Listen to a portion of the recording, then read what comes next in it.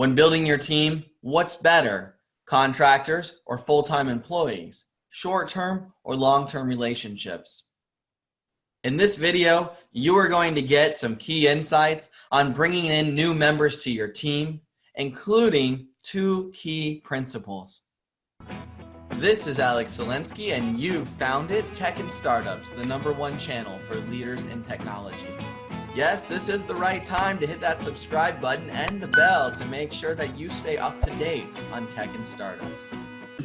I think there's this interesting question that is probably dependent upon what kind of tech lead or what kind of organization you are a tech lead in, where you have to answer one of these first questions of, do I go with a contractor or do I go with a full-time hire? That's Austin Gatlin. He's a veteran technologist and the co-founder of innovation lab Aegleg. And I, for one, am kind of biased against the notion of contract labor. But that is, I fear, often a privileged position, because a lot of times people don't have the financial resources to do a full-time hire. They may be like Crockett, and they don't necessarily have like a legal team, what do you call the people, the HR team, stuff like this. And maybe you don't even have enough money to pay for a full-time hire themselves. Well, I think I'm going to flip it around. So it's not that I necessarily quote like full-time workers. It's that I feel like there are perverse incentives for short-term workers, especially technically speaking, and regarding the technical contributions they're going to make. I think one of the biggest problems with short-term technical workers is they are incentivized to deliver features. And that's fine. Everyone's incentivized to deliver features, but they, I think, are incentivized to do it even if it's detrimental to the long-term success of the code base, because they have no incentive, in theory, for the long-term success of the code base, because they're just a short-term employee. So if they're like they don't have to necessarily be maliciously minded, but they can just be like, well, all right, I'm going to deliver this feature. There's going to be some spaghetti code here. I could refactor it, but I know it works for like 90% of the cases. So I'm just going to deliver it and then start working on the next feature. That way, by the time my next weekly meeting comes around, I've delivered 2 features instead of 1.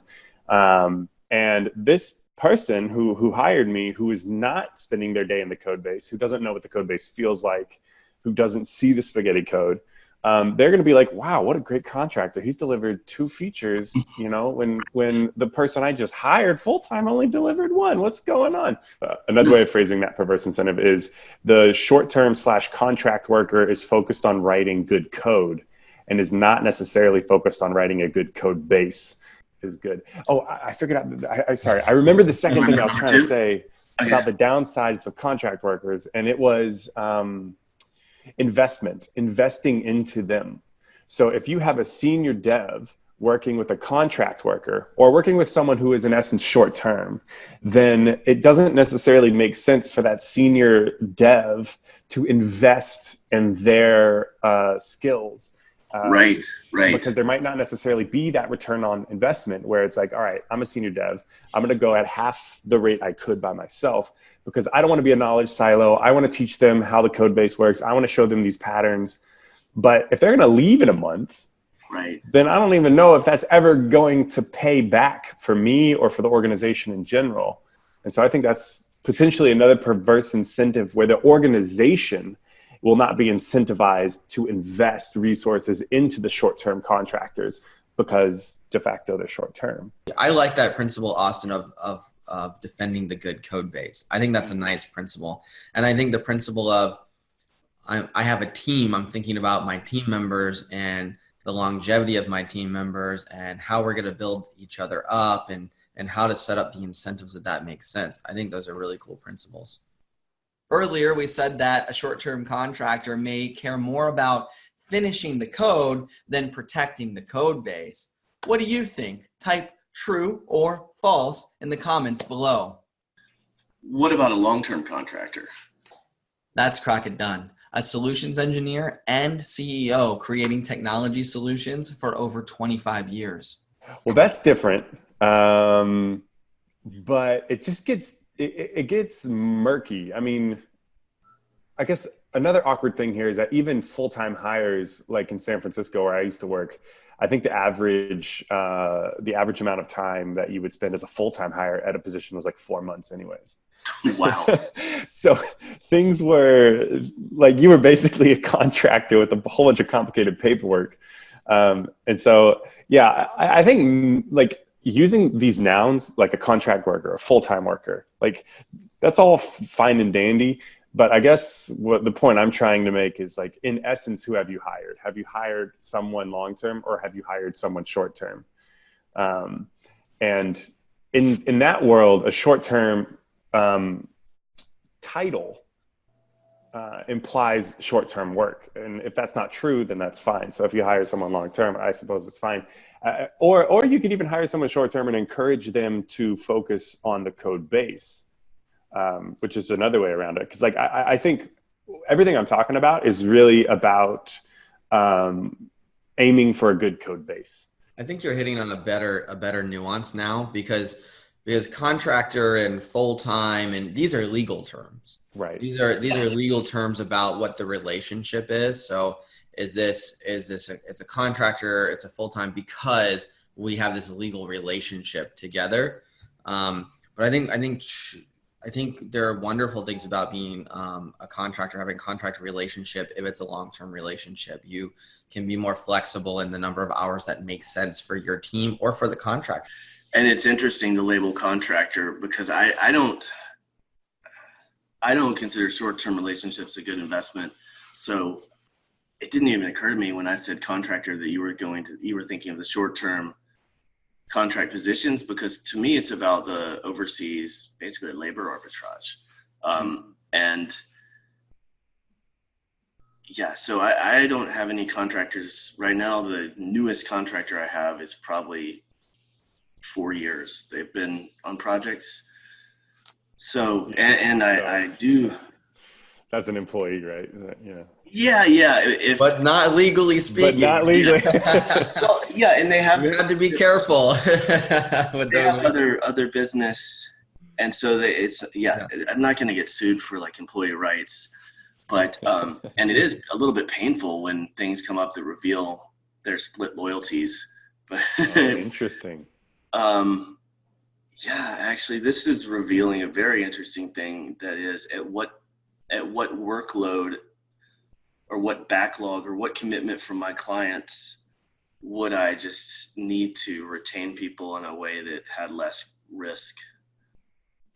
Well, I think that risk question is really important. And what I was thinking at the beginning of this conversation was, Crockett, you sort of talked about some of the, I don't know if fear is the right word, but some of the resistance, the risk of making that hire.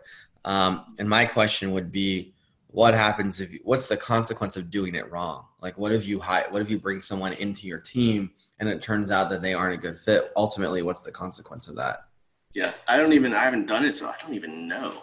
What do you think it is? Like, if you knew the answer, what would it be? Some kind of costly extrication.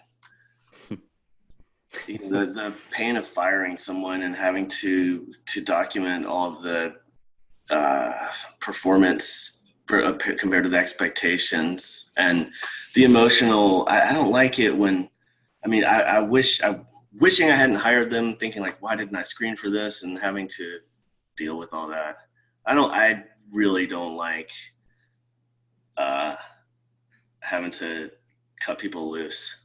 Crockett hit on a really important pitfall, which is, and Austin too, which is sometimes when we hire, we might not realize what we're hiring for, or might not know what to track against, or we might not be sure that this relationship is going to be great in the long term. So the quick tip there, I think, is to create a rubric. So we create a job description, of course, right? We have to, it feels like a requirement, but to create a rubric of what fine performance looks like and what above average extra good performance looks like, and then set a trial date with a trial project. So you bring somebody in and you say, hey, this is our rubric. This is how I'm going to evaluate our relationship, how we can evaluate it together. This is what I'm saying I want right now. So when later you hear me change my mind, you can argue with me with this piece of paper. Mm-hmm. And in 1 month or 60 days or 90 days, or at the end of this this short-term task project, we're going to check in on this rubric together and see what that's like. And we'll have a conversation about if this is a great relationship for us. And at the end of it, no hard feelings, right? We did the project. We had the time together. We knew what we were going to do. Everything's good. That time that happened. We're happy. That was the agreement. And now we come to a place where we decided we want more time together. And so using a rubric and a trial date, it might be a great way to do that. I want to jump in here with a final note.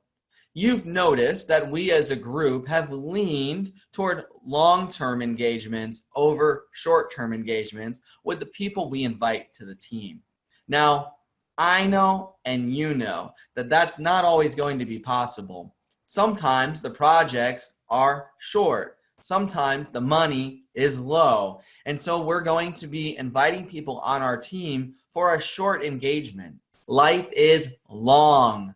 People show up again in our lives in improbable and impactful ways.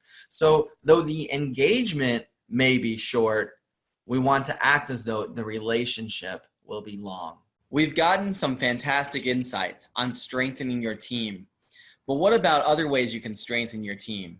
I've assembled an 8-page guide on the 4 quadrants of strengthening your team with key insights from more than 11 veteran tech team leaders. To get yours, grab the link below this video.